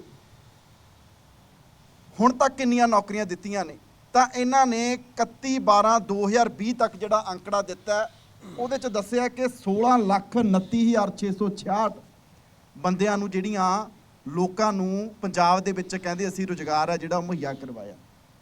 16 ਲੱਖ ਬੰਦਿਆਂ ਨੂੰ ਨੌਕਰੀਆਂ ਦਿੱਤੀਆਂ। ਉਹਦੇ ਵਿੱਚ ਅੱਗੇ ਡਿਟੇਲ ਦਿੱਤੀ ਹੈ, ਹੈਰਾਨ ਹੋਵੋਗੇ ਤੁਸੀਂ ਸੁਣ ਕੇ ਕਿ 16 ਲੱਖ ਦੇ ਵਿੱਚੋਂ 9,97,319 ਤਾਂ ਉਹ ਨੇ ਜਿਨ੍ਹਾਂ ਨੂੰ ਕਹਿੰਦੇ ਜੀ ਅਸੀਂ ਲੋਨ ਦਿੱਤਾ। ਸਰਕਾਰ ਰੁਜ਼ਗਾਰ ਦੇ ਨਾਅਰੇ ਤਹਿਤ ਪੰਜਾਬ 'ਚ ਵੀ ਹੁਣ ਤੱਕ ਕਿੰਨੀਆਂ ਨੌਕਰੀਆਂ ਦਿੱਤੀਆਂ ਆ ਡਿਪਾਰਟਮੈਂਟ ਵਾਲਿਆਂ ਨੇ ਆਪ ਵੀ ਲਿਖਤਾ, ਕਿਉਂਕਿ ਸੱਚਾਈ ਹੈ ਨਾ, ਜਿਵੇਂ ਉਹ ਸੈਂਟਰ ਦਾ ਸੀਗਾ ਵੀ 15 ਲੱਖ ਜਿਹੜੀ ਨੌਕਰੀ ਅਸੀਂ 15 ਲੱਖ ਰੁਪਈਆ ਜਿਹੜਾ ਅਕਾਊਂਟ 'ਚ ਪਾਵਾਂਗੇ। ਉਸ ਤੋਂ ਬਾਅਦ ਅਮਿਤ ਸ਼ਾਹ ਜੀ ਨੇ ਕਹਿਤਾ ਸੀ ਉਹ ਤਾਂ ਜੀ ਚੁਣਾਵੀ ਜੁਮਲਾ ਥਾ, ਉਵੇਂ ਹੀ ਆਪ ਹੀ ਕਹਿੰਦਾ ਜੀ, ਕਹਿੰਦੇ ਘਰ ਘਰ ਰੁਜ਼ਗਾਰ ਦੇ ਲਾਰੇ ਤਹਿਤ ਉਹਨਾਂ ਨੇ ਲਿਖ ਕੇ ਭੇਜਿਆ, ਕਹਿੰਦੇ ਘਰ ਘਰ ਪੰਜਾਬ ਦੇ ਲਾਰੇ ਤਹਿਤ ਪੰਜਾਬ 'ਚ 1 ਅਪ੍ਰੈਲ 2017 ਤੋਂ ਅੱਜ ਤੱਕ ਪੰਜਾਬ 'ਚ ਰੁਜ਼ਗਾਰ ਉਪਲਬਧ ਕਰਵਾਇਆ ਗਿਆ ਹੈ, ਜਿਨ੍ਹਾਂ ਦੇ ਅੰਕੜੇ ਆ ਹੇਠ ਲਿਖੇ ਆ। ਆਪ ਹੀ ਆ ਸਾਡਾ ਨਹੀਂ, ਤੁਸੀਂ ਆ ਲੈ ਸਕਦੇ ਹੋ, ਉਹਦੀ ਕਾਪੀ ਤੁਹਾਨੂੰ ਪ੍ਰੋਵਾਈਡ ਕਰਵਾ ਦਾਂਗੇ। ਨਵਜੋਤ ਸਿੰਘ ਸਿੱਧੂ ਹੋਰੀ ਕੈਬਨਿਟ ਮੰਤਰੀ ਸੀ, ਉਦੋਂ ਕੋਈ ਸਿਸਟਮ ਹੋਰ ਸੀ। 2.5 ਸਾਲਾਂ ਦੇ ਵਿੱਚ ਕਦੀ ਸਿਸਟਮ ਯਾਦ ਨਹੀਂ ਆਇਆ, ਕਦੀ ਲੋਕਾਂ ਦੀ ਸੇਵਾ ਯਾਦ ਨਹੀਂ ਆਈ, ਕਦੀ ਧਾਰਮਿਕ ਜ਼ਿੰਮੇਵਾਰੀਆਂ ਯਾਦ ਨਹੀਂ ਆਈਆਂ। ਉਦੋਂ ਤਾਂ ਚੜ੍ਹਦੀ ਕਲਾ ਸੀ ਸਾਰੀ। ਆ 3 ਮਹੀਨੇ ਪਹਿਲਾਂ ਜਦੋਂ ਕੈਪਟਨ ਅਮਰਿੰਦਰ ਸਿੰਘ ਸੱਦ ਕੇ ਮਾੜੇ ਮੋਟਾ ਲਾਰਾ ਲਾਉਂਦਾ ਸੀ, ਉਦੋਂ ਬੜੇ ਗੁਣ ਗਾਏ ਜਾਂਦੇ ਸੀ, ਫੋਟੋ ਨੇੜੇ ਨੇੜੇ ਕਰਕੇ ਸਿਰਾਂ ਦੇ ਖਿਚਾ ਕੇ ਤੇ ਟਵੀਟ ਕੀਤੇ ਜਾਂਦੇ ਸੀ ਵੀ ਮੇਰੀ ਬਹੁਤ ਨੇੜਤਾ। ਤੇ ਹੁਣ ਜੇ ਕੁਰਸੀ ਨਹੀਂ ਮਿਲੀ ਤੇ ਹੁਣ ਵੱਡੇ ਵੱਡੇ ਕੰਮ ਸ਼ੁਰੂ ਹੋ ਗਏ। ਇਸ ਕਰਕੇ ਇਹਨਾਂ ਦਾ ਕੁਰਸੀ ਤੋਂ ਅੱਗੇ ਹੋਰ ਇਹਨਾਂ ਦਾ ਕੰਮ ਕਿਤੇ ਸੋਚ ਹੀ ਨਹੀਂ।